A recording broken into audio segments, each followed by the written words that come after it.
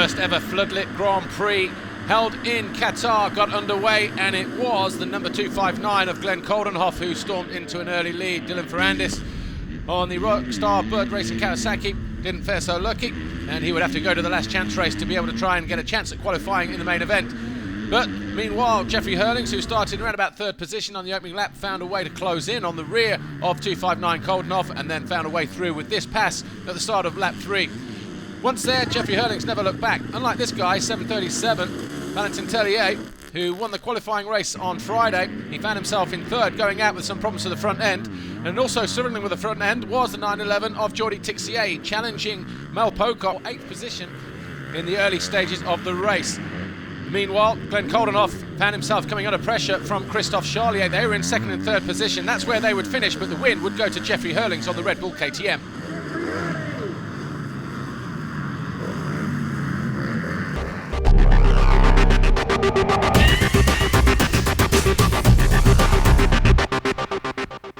In MX1 race 1, Evgeny Bobashev tried to get a hole shot from the inside, but there was a bit of bar banging action going on between him and Ken Dodajka. Instead, it was the 22 of Kevin Strybos on the Rockstar Energy Suzuki that stormed into the lead and would stay there for 6 laps. He came under pressure though from Bobashev, Ken Dodajka, Losail, Tommy Searle and Gauthier Paulin.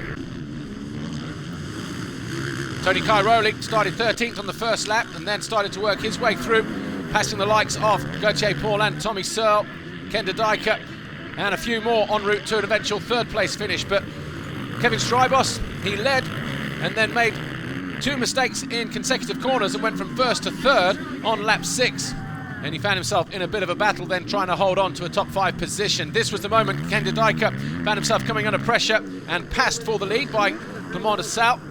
And Gauthier Paulin, who started in 7th, had an up and down race, eventually coming home in 4th place. Tony Cairoli made this move on Evgeny Bobashev to storm into 4th position, but it was a win for Clément Desalle.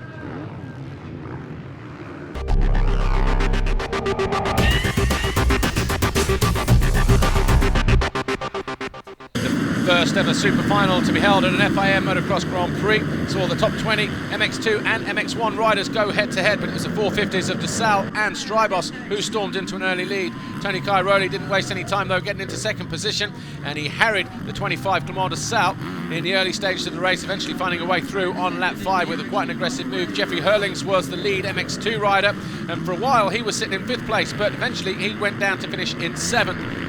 Behind Kevin Strybos, he had a little bit of action going on behind him because he got Gauthier Paulin, Tommy Searle, Jeffrey Hurlings and David Philipparts to keep him company. But Tony Cairoli, once he got onto the rear wheel of Clément Desalle, he just applied the pressure and eventually on lap 5 would find a way through into the lead. Ken Dodajka and David Philipparts, they were having their own little battle, and that would settle the battle for 8th place. Dodajka eventually finishing in 8th. Gauthier Paulin on the Kawasaki, he worked hard throughout the whole moto, and he came home in eventual 3rd place, but it was Jeffrey Hurlings in MX2 who came home in 7th position in the moto, but he was an MX2 race winner, and that would help him to pick up a double MX2 score. But Gauthier Paulin was charging hard, finding a way past Evgeny Bobashev and eventually into 3rd place. Desalle was 2nd, Cairoli was the super final winner.